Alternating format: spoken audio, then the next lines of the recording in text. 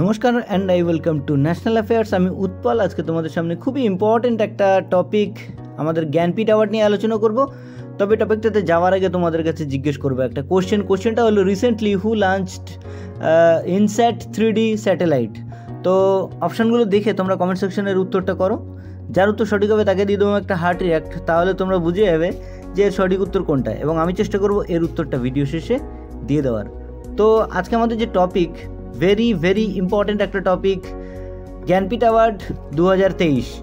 Jnanpith award 2023 এর পুরস্কার দেওয়া হলো জগৎগুরু রাম ভদ্রাচার্য এবং গীতিকার গুলজার।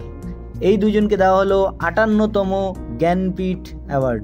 আমরা সবাই জানি যে প্রথম যিনি জ্ঞানপীঠ অ্যাওয়ার্ড পেয়েছিলেন তিনি হলেন জিএস কুরুপ, এবং 57তম মানে 2022-এর জ্ঞানপীঠ অ্যাওয়ার্ডটা পেয়েছিলেন কিন্তু দামোদর মজা। এই যে জগৎগুরু রাম ভদ্রাচার্য মানুষটি, ইনি কিন্তু সংস্কৃতের একজন খুবই জ্ঞানী মানুষ। তার জন্যই কিন্তু তাকে দেওয়া হলো এই সংস্কৃতের ক্ষেত্রে জ্ঞানপীঠ অ্যাওয়ার্ডটা। এবং গীতিকার গুলজার, আমরা সবাই জানি উনি উর্দুর একজন বিখ্যাত জ্ঞানী মানুষ, এবং তিনি বহুত গানে সুরও দিয়েছেন।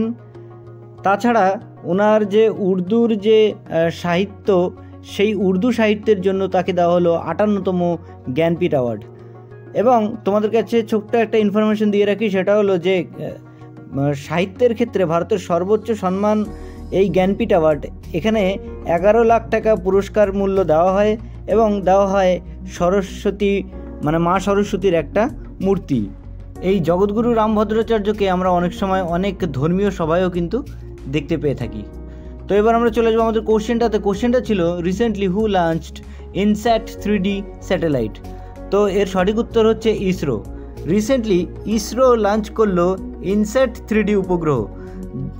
শ্রীহরিকোটা থেকে এটি লঞ্চ করা হয়েছে, এবং GSLV F-14 রকেট দিয়ে কিন্তু এটা লঞ্চ করা হয়েছে শুধুমাত্র আবহাওয়া পর্যবেক্ষণ করার জন্য।